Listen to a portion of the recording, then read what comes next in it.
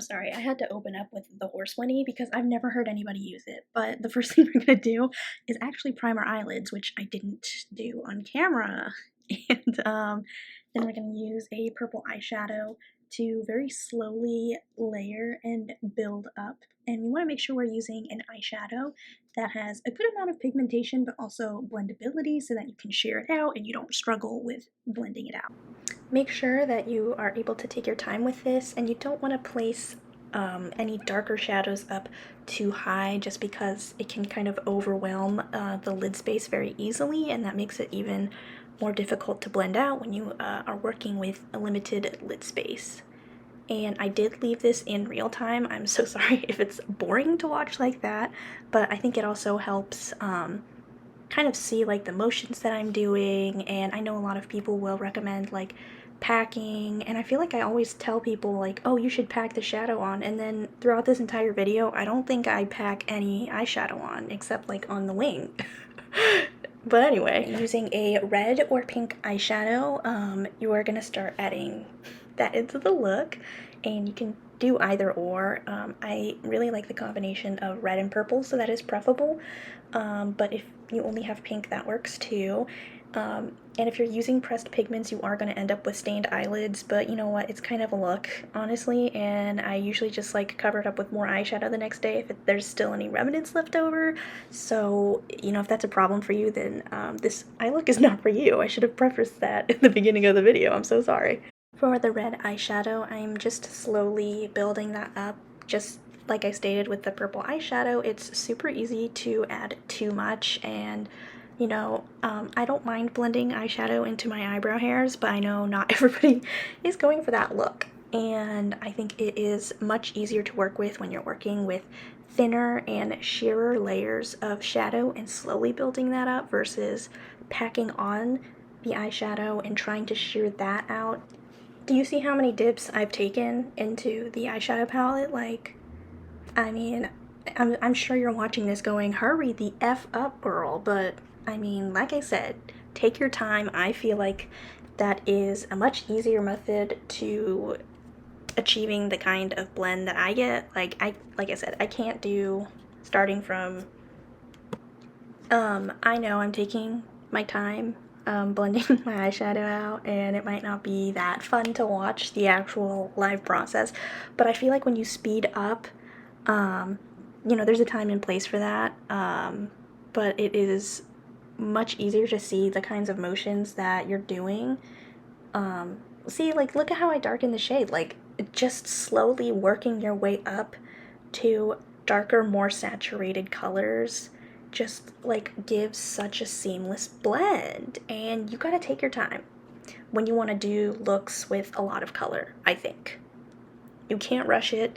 I mean, you can, and sometimes they turn out great, don't get me wrong, but usually they don't for me, and it looks very sad. So just take your time, you know, and it gets so much easier, and you start to know exactly what you need to do. And one more thing I want to add is when you're working with darker colors too, very slowly you'll start spreading it out less and less like you do compared to brighter colors. And I really only bring up darker colors like much higher on the lid when I know that a majority of the shadow is where I originally placed it, if that makes sense. And see, right now you can see with the black I'm building a very specific wing shape out. Another thing that makes it a lot easier for me to find out my wing shape is the way that I tilt my head and being able to look at it at different angles and, you know, ask yourself, does this look goofy? And everybody's eye shape is going to be different, right? And here I probably would have done a better job with the purple if I had done a more packing motion with a more precise brush, like I have said in previous TikToks. I don't know what I was doing here. I got lost in the sauce, I think. But yeah, I'm using a neon purple now to really like make that look even more saturated, and I feel like it really just pops so much more now than it did in the beginning. And you don't have to add a neon purple.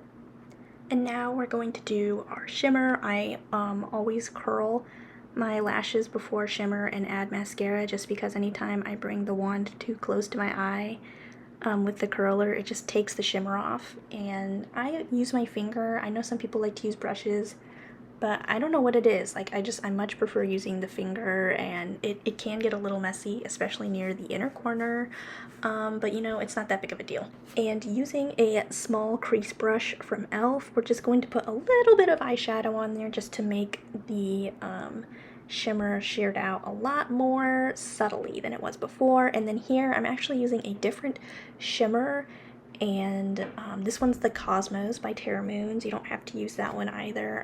Honestly, whatever eyeshadow color you want to use would look fabulous on the lid. And yeah, this one is really chunky, so I had to be really careful, and you can see it all over my eyelashes, all 6 lashes. But I just wanted to see what a different color would look like on the lid, but still within the same realm as the other shimmer, which is Helix Nebula from Terra Moons. The biggest difference from the Cosmos, which is on my lid right now, from Helix Nebula is that it's a chunkier eyeshadow and also has a more translucent base. So it's going to sit differently on top of the eyeshadow colors that we have now. And honestly, it's also up to preference. Like, do you prefer something that's more translucent, or do you want a shimmer that has a stronger base? The lower line eyeshadow is pretty much the same concept that I've been talking about, where you just really need to take your time and slowly build up color, especially because it's such tight margins in comparison to the lid. And since these shadows are fairly sheer, I don't bring them out too far out of the lower lash line, but I do bring it like pretty much all the way to like 2/3 of the lower lash line. But you can leave it or bring it however far you want to.